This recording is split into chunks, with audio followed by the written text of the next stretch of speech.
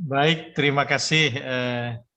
Saya izin share lagi ini ya. Jadi seperti yang tadi saya sampaikan Bapak Ibu sekalian, terima kasih Pak Moderator.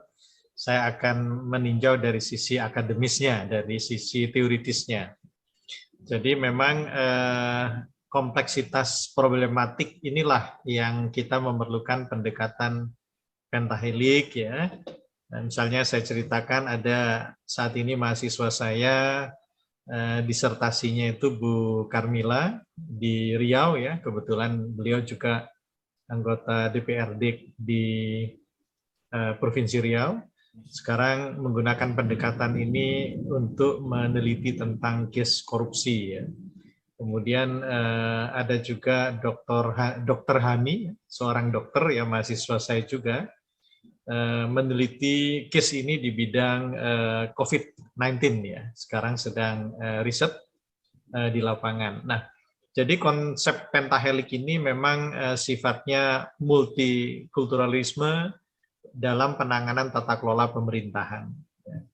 Dan komposisi keberagaman entitas dapat dikelola dengan dasar pendekatan kolaboratif governance. Nah, saya secara pribadi sangat mengapresiasi tadi presentasi dari Bapak Gubernur Jawa Barat yang berpemerintahan, ya, yang bertata kelola pemerintahan dengan konsep yang jelas, ya, konsep dengan mengambil ranah sisi pengetahuan dalam hal ini model pentahelik. Ya. Nah, sejarah pengembangan konsep pentahelik ini sebenarnya adalah pengembangan dari model triple helix ya, yang dalam upaya inovasinya melibatkan berbagai elemen masyarakat dan organisasi nirlaba. Jadi memang awal mulanya dulu adalah triple helix dan core-nya adalah inovasi.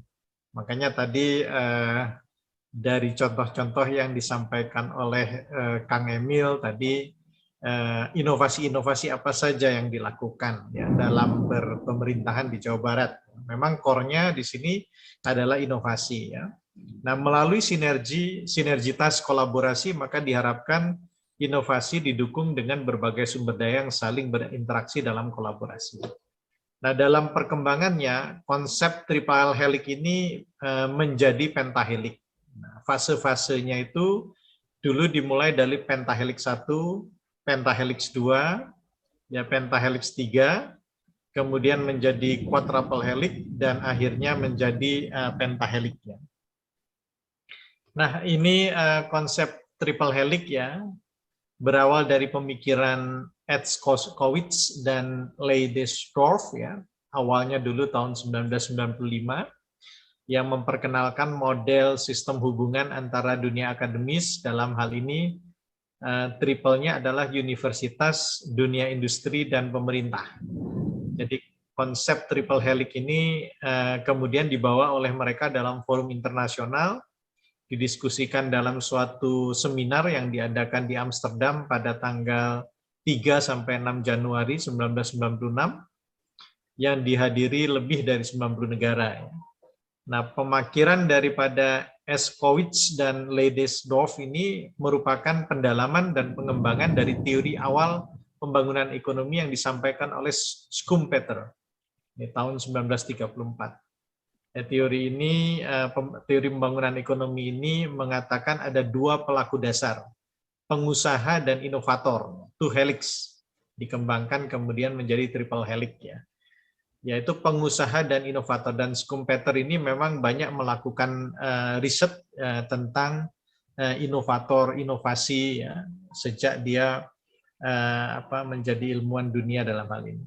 Nah, yang pertama, model triple helix 1 ketika itu masih sangat sederhana. Nah, nanti Bapak Ibu sekalian bisa mengasumsikan sendiri kira-kira konteks operasional atau terapan di lapangan, kira-kira kita ini apakah masuk triple helix 1, 2, 3, atau quadruple, atau sudah pentahelix. Nah, monggo silakan disimpulkan sendiri dari konsep secara teoritis saya sampaikan ini. Jadi peran negara atau government di sini sebagai wadah besar bagi proses interaksi akademisi di universitas dan para pelaku bisnis di dunia industri. Ya, ini pemerintah dominan dalam hal ini. Kemudian universitas dan industri menjadi mitra. Nah, kalau tipenya seperti ini, berarti ini adalah tipe model triple helix 1. Nah, kemudian tipe ini kemudian berkembang, ya. Model triple helix 2 berkembang menjadi triple helix 2 sebagai koreksi terhadap kegagalan triple helix 1, yaitu memberi deskripsi hubungan antara akademisi, industri, dan pemerintah dalam 3 lingkaran yang terpisah. Namun antara kegiatannya memiliki hubungan yang sangat erat. Jadi ini dengan yang awal tadi berbeda, kalau ini pemerintah di lingkaran besarnya, di dalamnya ada unitas dan industri. Triple helix kedua, ini hubungannya mereka mempunyai lingkaran sendiri-sendiri, kemudian mereka terkait dalam relasi, tapi mereka lingkarannya terpisah. Ini triple helix 2. Ya. Nah, kemudian triple helix 3 menekankan pada kesetaraan, independensi masing-masing pihak yang terlibat. Jadi kata kuncinya adalah kolaborasi yang terjalin antara akademisi universitas, industri, dan pemerintah. Model triple helix 3 ini yang populer dengan akronim ABG, ya. Academic Business Government, ya. Nah, ini model ABG. Ya, dia beririsan di sini bentuknya gitu ya. Nah, jadi tidak lagi terpisah seperti tadi bundarannya, tapi dia beririsan, dan inilah kemudian diklaim sebagai berkolaborasi. Ya, kalau yang di sini tadi dianggap masih belum berkolaborasi, tapi kalau berkolaborasi di sini masih tahapannya bekerja sama lah, gitu ya. Tapi di sini berkolaborasi berarti mereka sudah teriris. Kemudian di situ sudah melekat antara satu lainnya dalam bentuk lingkaran yang seperti ini. Kemudian model triple helix 3 ini didefinisikan oleh Ranga and Etskowitz ya pada tahun 2013 berdasarkan model triple helix 3, yaitu 1, merupakan sebuah kelembagaan yang terdiri dari unitas, industri, dan pemerintah dengan berbagai peran masing-masing. 2, hubungan antara stakeholder dengan kelembagaan tersebut dibangun melalui model kolaborasi atau moderasi konflik, kepemimpinan kolaboratif, substitusi, dan jejaring atau network. Ya. Ini beberapa prinsip yang berhubungan dengan hubungan antar stakeholder di dalam model triple helix itu. Fungsi dari kelembagaan ini adalah menjelaskan proses yang terjadi, yaitu pengetahuan, inovasi, dan konsensus. Jadi dikembangkan lagi. Dalam hal ini tidak hanya inovasi, tapi berhubungan dengan pengetahuan dan juga konsensus. Ya. Nah, kemudian berkembang kritik terhadap triple helix 3. Konsep triple helix juga mendapatkan kritik dari para ahli karena dianggap mengabaikan peran masyarakat dalam proses-proses inovasi yang dijalankan dan dikembangkan melalui kolaborasi pemerintah, dunia industri, dan kalangan akademisi. Sehingga sudah seharusnya komunitas masyarakat dilibatkan secara nyata dalam proses inovasi, bahkan merupakan komponen yang wajib mendapatkan perhatian lebih. Ini Karayanis dan Campbell 2010, dia mengkritik model triple helix ini karena masih mengabaikan peran masyarakat, padahal inovasi itu banyak juga diinisiasi oleh masyarakat. Nah, berdasarkan pemikiran tersebut, kemudian Oscar Alfonso 2012 mencoba mengintegrasikan komponen masyarakat sipil ke dalam triple helix tadi, sehingga ada 4 helixnya, ya, sebagai helix yang keempat, sehingga menjadi konsep quadruple helix. Ya. Nah, pada tahun 2014, konsep quadruple helix disempurnakan oleh Ina Ivanova ya, dengan membuat sebuah gambaran interaksi kolaborasi di antara 4 stakeholder, yaitu dunia akademis, pelaku bisnis dunia industri, pemerintah, dan komponen masyarakat.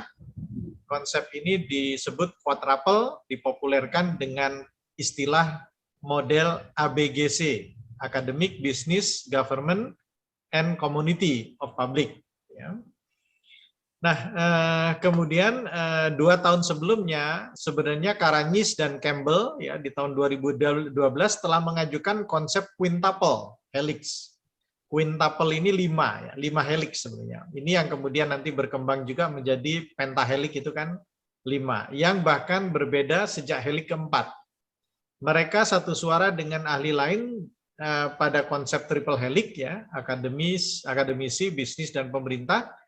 Dalam konsep yang diajukan oleh mereka memang tidak menggunakan istilah pentahelix yang ini, quintuple helix, namun menggunakan nama konsep quintuple helix yang terdiri dari akademisi, bisnis, pemerintah. Nomor 4 adalah media, industri, kelompok kreatif, seni budaya, gaya hidup, dan 5 lingkungan dan alam. Nah, inilah digambarkan helixnya. Di sini ada helix political system. Ya, di sini knowledge creation-nya di sini ya, kreasi pengetahuannya, sistem political system dan political and legal capital ya. Kemudian di education system dan human capital, ini knowledge creation-nya di sini. Kemudian economic system dan economic capital, knowledge creation-nya di sini. Kemudian natural environment dan natural capital. Dan yang kelima adalah media based and culture based public ya, information and social capital. Nah, semuanya ini mengarah ke inovasi ke tengah, yang kita sebut sustainable development, pembangunan berkelanjutan. Nah, ini model quintuple helix ya, yang dikembangkan oleh Karanyis dan Campbell. Nah, konsep berbeda diajukan oleh Igor Calzada pada tahun 2016 yang merumuskan konsep pentahelix dalam terminologi yang diajukan sebagai multi-stakeholder interdependency. Dengan konteks tujuan pembangunan ekonomi sosial, konsep tersebut memasukkan unsur lembaga non-pemerintah, LSM, NGO sebagai helix yang kelima. Sehingga konsep pentahelix adalah interaksi dan kolaborasi dari kelompok-kelompok komponen-komponen akademisi, dunia bisnis, pemerintah, komunitas masyarakat sipil, dan lembaga swadaya masyarakat non-pemerintah. Nah, inilah kemudian pentahelix berkembang ya, konsep ini sejak tahun 2016 dipopulerkan oleh Igor Calzada. Ya, ini pendapat Igor Calzada juga didukung oleh Halibas ya 2017. Satu, akademisi mendorong implementasi inovasi dan kewirausahaan. 2, pemerintah mendukung inovasi dalam investasi publik. 3, dunia bisnis atau swasta dalam hal pendanaan dan teknik komersialisasi produk. 4 dan 5 adalah lembaga non-pemerintah dan masyarakat sipil melalui partisipasi aktifnya dalam pembangunan sosial dan ekonomi. Nah, ini model multi-stakeholder independensi dari Calzada. Ya. Pentahelix, ada public, private, akademisi, kemudian ada civil society dan social entrepreneur yang ada di tengah, yang kemudian menuju kepada multi-stakeholder. Ya. Nah, ini yang terakhir ya, saya memberikan contoh model rekomendasi pentahelix dari hasil penelitian salah satu mahasiswa saya, yaitu Ibu Karmila Sari. Ini pengelolaan EGOV terhadap upaya pencegahan korupsi dalam perspektif pentahelix ya, studi kasus pemerintahan Provinsi Riau. Kebetulan beliaunya adalah Dewan di DPRD Provinsi Riau. Nah, dengan mengembangkan konsep pentahelix ini, beliau menawarkan rekomendasi terhadap problem ya pengelolaan EGOV terhadap upaya pencegahan korupsi. Sehingga di sini kita lihat beberapa komponen yang diajukan ya, sehingga ini merupakan inovasi yang beliau tawarkan ya. Kalau ingin menyelesaikan masalah korupsi melalui pengelolaan EGOV untuk di kasus pemerintahan Riau, maka inilah yang harus dilakukan. Inilah hasil inovasi dari riset yang beliau lakukan selama menjadi mahasiswa S3 saya, dan tapi juga ini masih menunggu ujian akhir ini ya. Dan beberapa lain juga ada beberapa mahasiswa kami yang lain juga melakukan riset di bidang pentahelix ini. Nah, ini sebagai akademisi saya memberikan tinjauan secara teoritis ya tentang pentahelix ini. Monggo silakan Bapak Ibu sekalian menginterpretasikan apakah Jawa Barat sudah di level pentahelix ini atau masih di triple helix ataupun provinsi-provinsi lainnya, mungkin ada di Banten atau di DKI dan lain, apakah sebenarnya sudah benar-benar pada posisi pentahelix secara teoritis. Nah, terima kasih, demikian dari saya. Wassalamualaikum warahmatullahi wabarakatuh. Saya kembalikan ke moderator.